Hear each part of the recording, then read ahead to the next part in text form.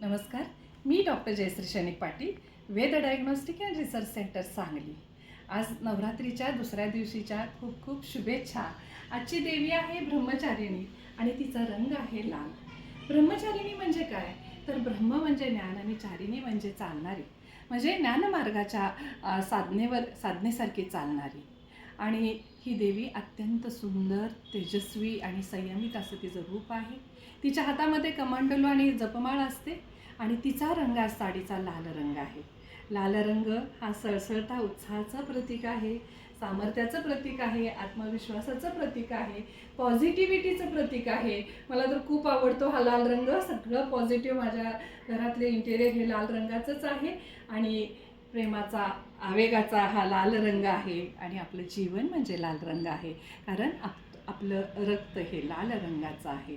त्यामुळं लाल रंग आहे तर जीवन आहे आणि जीवन आहे तर आपण जग पाहू शकतो.